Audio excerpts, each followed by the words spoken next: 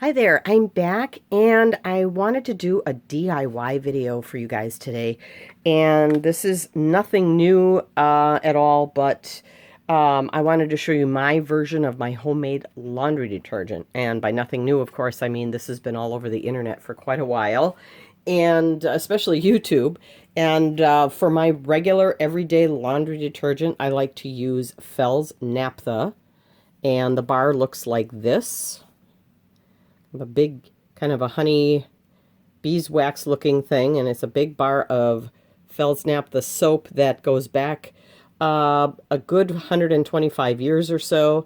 This is the old laundry soap that you used to use on a washboard, and it does clean really well. For years I've been using this. I keep one of these in my laundry room, and what I would do is wet a stain on a piece of clothing or what have you, and or wet the edge of the bar, and you just rub it like an eraser and rub to get the soap into the stain. Let it sit for a good half hour to an hour or even overnight.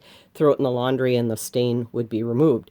So I like to use this to make my actual laundry detergent. And so first what I'm going to do is grate it up. Got them down a little low. Here we go. And let me get my Cuisinart together here. And I do like to use, I did buy this at Goodwill for $7. You don't want to use a food processor that you use in your kitchen for food on a regular basis, because of the plastic bowl is going to absorb the odors and unfortunately the flavors of the soap. You will never ever wash all of it out. So it's just best to go to a thrift store or a yard sale, somewhere where you can actually, if you find one of these real cheap, or it could be any type, as long as you have the grating disc. It doesn't matter what brand. I just kind of got lucky with this Cuisinart, and it happened to have the grating disc included. You just want to make sure you can plug it in to make sure it works before you buy it. So let's go ahead and get this grated up.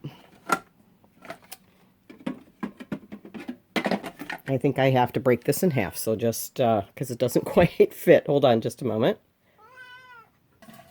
Okay, and we're back. So I just broke it in half. You could cut it in half too, but breaking it in half works pretty well. It works pretty easily that way. And then both pieces fit, as you can see. One thing with the Cuisinart, you have to be able to get the pusher on, but then there's this lock here, this latch. And you can hear that click. It has to get all the way in there or the motor won't run. It's a safety feature.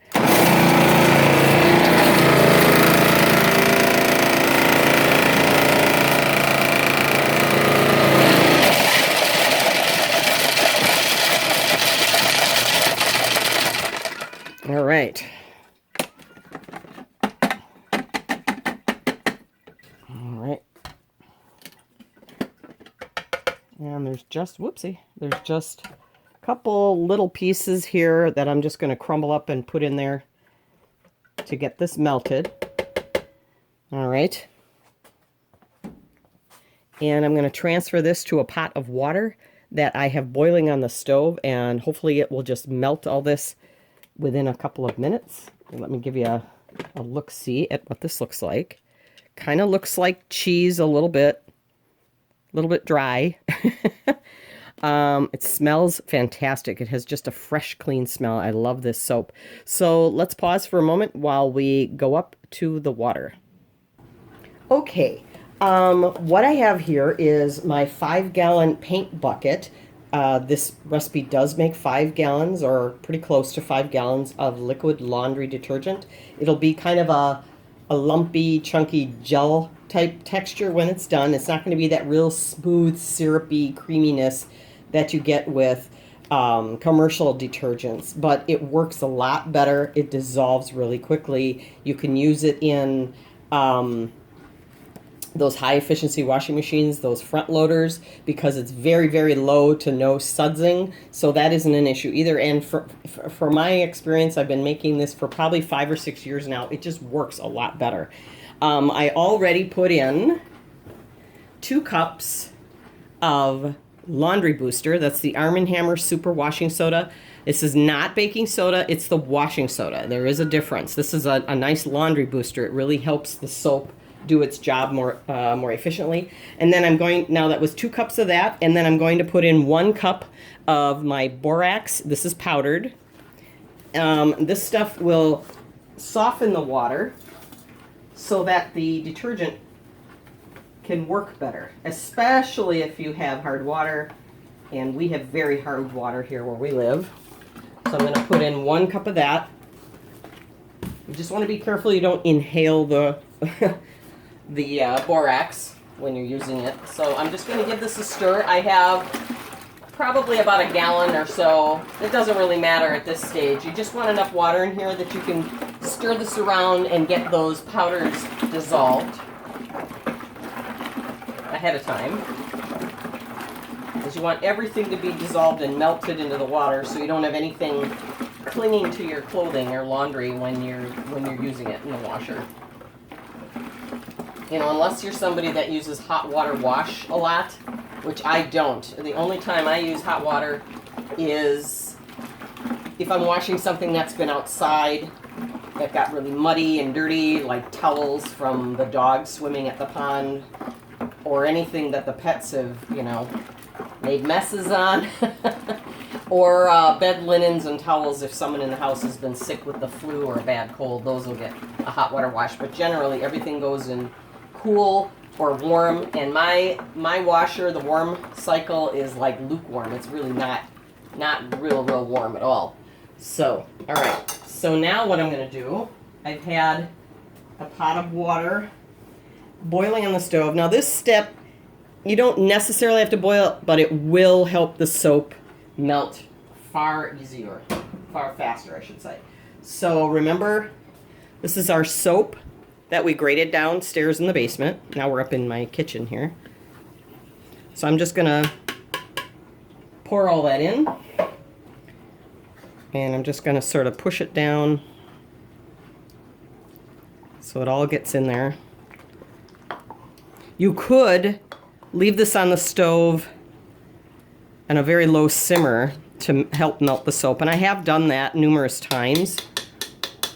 You do want to watch it though, because if it boils over, it's going to be a big mess.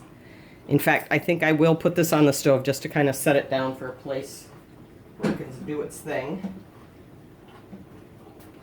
I'll put it all the way down on low, because if you have it up too high and it starts to boil, even if you catch it just as it starts to foam, you won't be able to pull it off the stove in time, because the soap will just want to keep rising and rising and rising and billowing up, kind of like a volcano. And you'll never get this slippery, foamy, I hate to say it, almost slimy mess off your stove. Every time it gets wet, it's going to be foaming. So you just kind of want to, and that's one of these things you just want to prevent it from happening in the first place. So I'm going to wait for that to melt, and then we'll come back and get this all mixed up. Okay, I think we're ready. That just took like an extra couple of minutes on the stove. I just put it back there on very low, the lowest heat setting on my stove. As you can see, it's pretty much liquid now.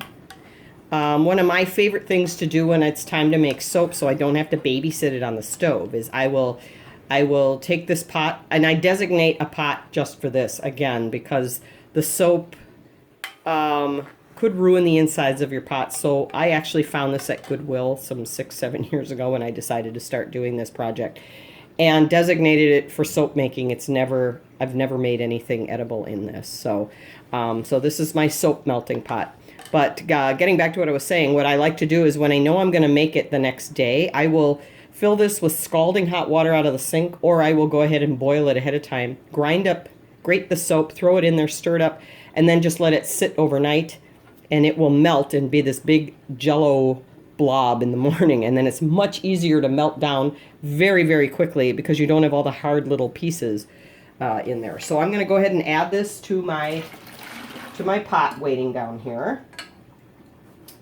And give that a little bit of a stir. And then what you're going to want to do is fill the pot up to, well, this has this extra collar here because I actually bought a special lid that screws on, which is much more durable and a lot easier to get on and off than that peel-off lid that comes with these things. So invest in one of those. I'll show you what that looks like at the, when I get to the end here. But I'm going to fill the water up to about here.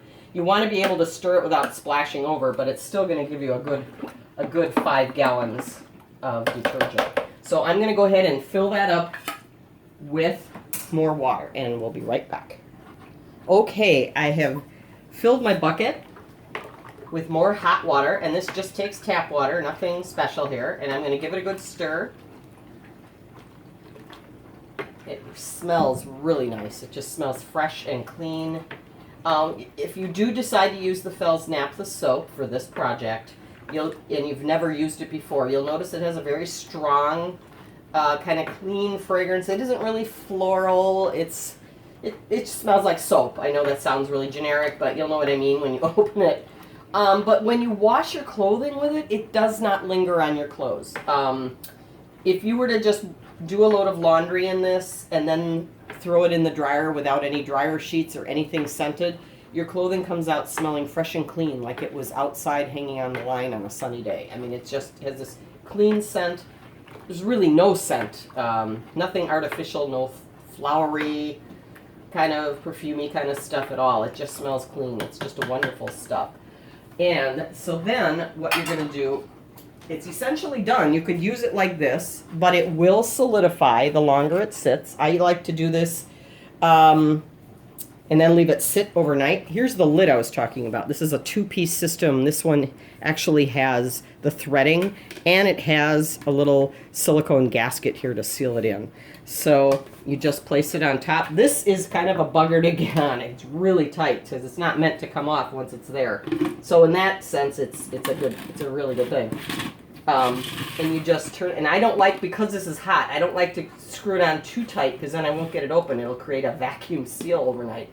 So I'm just going to let that sit overnight, and it will firm up to like a really firm kind of jelly-like consistency. And this is what it'll look like when it's done. I just happen to have a little left over, but this is what it will look like when it's done. It's kind of like cottage cheese in a way.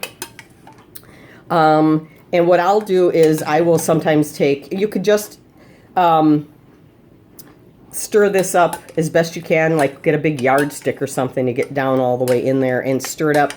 But what I like to do is I get, if you have a hand drill or any kind of power drill, get one of those paint stir sticks and put that on there, and you kind of break it up first and then put it in there on low speed, and it will puree it nice and smooth. Now again, it's not going to be like that syrupy, watery texture like manufactured stuff is, commercial stuff.